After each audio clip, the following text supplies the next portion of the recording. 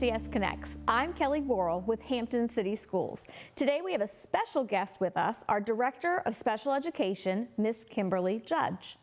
So welcome to HCS Connects. Thank you. Good morning. Good morning. And also thank you for being here your very first time on HCS Connects, as you're coming up on a one-year anniversary with the school division, correct? Almost July, yes. So tell us a little bit about Miss Judge. What's a little bit about your background and so forth? So just briefly, I'm originally from Houston, Texas, and I've been an educator for 27 years. Most of those years, with the exception of 4, have been in special education. So from an instructional assistant to teacher to an instructional supervisor, and then I transitioned to a principalship at an elementary school in another division. And now I'm excited to be back in the role of a special education director. Well, and we've heard some great things that are going on. So tell us really, what is the Department of Special Education? What's the function of that for the school division? Well, it's a very global function. Of course, we have our teachers and our instructional assistants who are on the front line every day working to educate our students in our schools here in Hampton City. And we also have, I have a team of coordinators and specialists, from behavior specialists to transition specialists to assistive technology specialists, and a team of administrative professionals who really work behind the scenes to ensure that everything is flowing for us. And then I have coordinators, the instructional coordinators that support and are assigned to various schools and support the schools and the programs in the schools as far as students with disabilities go.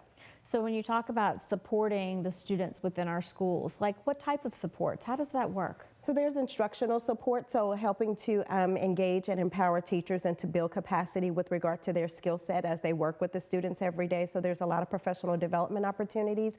Additionally, with special education, there's a huge compliance piece because, of course, we're governed by federal and state regulations with regard to educating our students with disabilities. So they work really on that, from that compliance perspective, to ensure that schools are in compliance with the educational services that are provided to our students with disabilities, along with supporting the instructional piece, which is huge because we want to build capacity and help to maximize our students' learning opportunities every day. Well, I really want to kind of talk a little bit deeper about the instructional piece, because I know within Hampton City Schools, as far as a division, they've rewritten about 183 curricula. You know, there's a huge push as far as the instruction, but there's been a lot of collaboration that's gone on between special education and our instructional supervisors and leaders. So tell us a little bit about that. Absolutely. So a few years ago, prior to me coming on board, we started redeveloping with the literacy team, the literacy program. And so there is a tier 2 literacy model for students that are identified to have some reading deficits,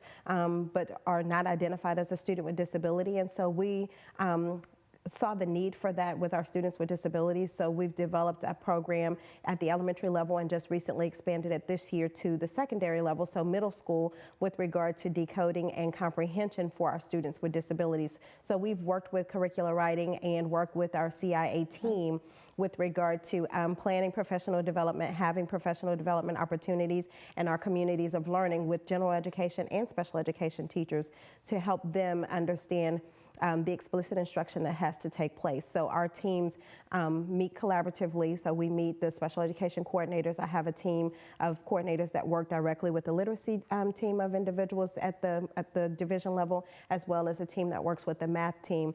And so we've done professional development opportunities at the secondary level for math instruction and what good sound instruction needs to look like, sound like, and feel like, as well as with the literacy team.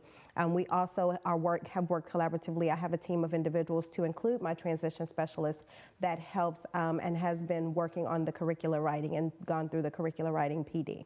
Well, and that's really important, because you have your general ed teachers that, when they've got that background and those endorsements, but then you've got your special education teachers, or that support, and they have different types of things that they go to school for to be able to support students. So to really be able to have that collaboration and work hand in hand to assist all of our learners, I mean, that's just a beautiful thing. It is. It's very powerful, and it's powerful for all of our students here in Hampton City Schools, because good, solid instruction is good, solid instruction, and high-yield strategies are just that. And so they work for all kids, because kids come to us with varying learning styles. And so that collaboration piece and the inclusive practice that we have embarked on and are working to meet the needs of kids based on has been critical. Well, and again, like you just said, all different learning styles, but it's not just the learning styles of our students with special needs, it's the learning styles of all of our students. So that really does just make instruction stronger for all students in Hampton City Schools. Absolutely. Now, our parents, I know that there's a lot of good resources out there for our parents as well. So tell us, I think we have a parent resource center and different things that are going on. So we're actually reinventing or repurposing our Parent Resource Center. Okay. We have the resources accessible to parents, and it's currently at Hampton High School. Right now we're working to make sure that we have things that are up and current today for individuals, and we're looking to find someone that can be housed there to help support parents so they can help them navigate through the resources and understand what those resources are. But we do also work very collaboratively with our SEAC, which is our Special Education Advisory Council, and that is a group of parents and grandparents and guardians of individuals, of students with disabilities here in Hampton City Schools. And so they work with us, and we do parent trainings and offer topics of interest for parents. And it's based on a survey that was completed at the end of last school year. And SEAC is very strong within Hampton City Schools, a lot of support there.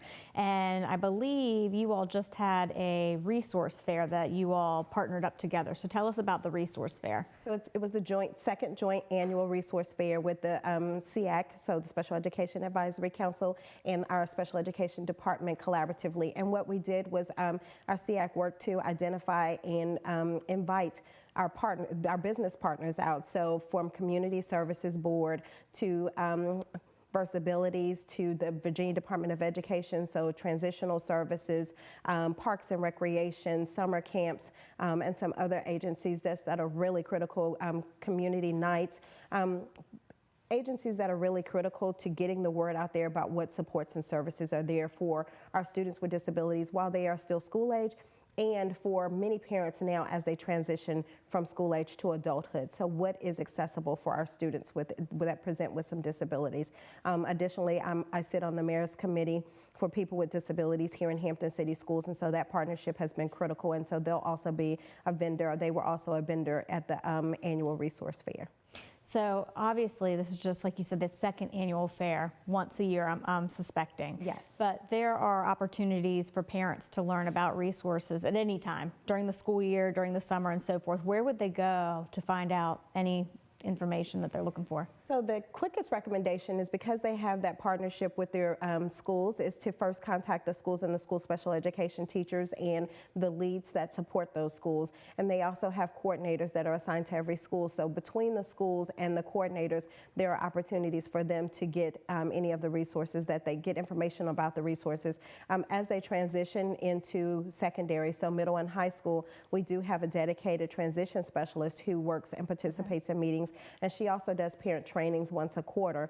And we've gotten the word out, and we've done phone blasts on those. And so next year we're looking to enhance the participation and make sure that parents know about it well in advance and can put a save the date out there, because it's really valuable information and it's time well spent for them to get the information, because we're a public school agency, so we're here to service students, but once they transition out, parents have to really be on the forefront and the go-getters. So we want to make sure that we empower them to know what next steps need to be for their students. Well, what if I'm not a current Hampton City School student or parent, but I'm looking for information about the school division and I've got a child with special needs? What would you recommend at that point to find some information? It'd be easiest to go on the website and to look at the website, and my contact information is there as well as my departments. Once they call, I'm a very hands-on person and I'm very transparent, so I want to make sure that parents are informed. So I get the appropriate information from those parents. We do get those calls very regularly, or emails from overseas and from other states, especially because we have a huge military installation and we service those parents, and we're a critical needs area. So understanding that, parents do call. So we are also connected with Langley and Fort Eustis with the Exceptional Families Program. And so when they call, then we make sure we provide them with the information and try to make that transition as seamless as possible. Excellent. So is there anything else that you think that we haven't hit on as far as what would be helpful for our parents and our students in the world of special education? thank everyone for the inclusive practice, and I thank everyone for the collaboration, because it's really been nice coming on board and seeing all of the opportunities for not just our students with disabilities, but just like our mission says, academic excellence for every student every day, whatever it takes. And so that partnership is critical, and presuming positive intent in all the work that we're doing every day. So I thank my teachers, I thank the administrators that support them, and just look forward to getting the job done. Well, and even though that's a fantastic close, I'm not going to let you go just yet, because I did think one thing popped in my head as you said that, you know, even as you've come on, our bus drivers. Absolutely. We have even had training for our bus drivers, who is the first face that our students see in the morning and the last face that they see in the afternoon, as far as some training and so forth with special education to assist. Absolutely. So in the summer, we did a huge training with transportation. So we collaborate even with the transportation team, because as you said, they are the faces that they see. So it sets the tone for all students that get on our buses, but it sets the tone for students that may have some special needs and may need to know that don't say anything, don't say good morning, just wave, because that person may not be open to you speaking right now, or just knowing the students and establishing that relationship and ensuring that they have a safe transition from home to school, and that they feel comfortable, and then that they're received well at school. And I wanted to bring that up before we did close out, because it is about every child, every day, whatever it takes. But it's all of us here at Hampton City Schools taking on, you know, that mission to make sure. And it's just even no different with our special needs students, or from our bus drivers to different staff members within the building, as far as that support, so we can all be supportive of our kiddos. Absolutely. It's every stakeholder, every child, every day. Yeah. Well, thank you so much for being here. Thank you for having me. And we look forward to many more successful things coming out of the Department of Special Education as we work to support our kids. As do I. Thank you so much. And thank you all for joining us on HCS Connects. In the meantime, stay connected with us. Follow us on Facebook, Twitter, and Instagram. Jump over to our webpage or even our YouTube channel. Thanks, and have a great day.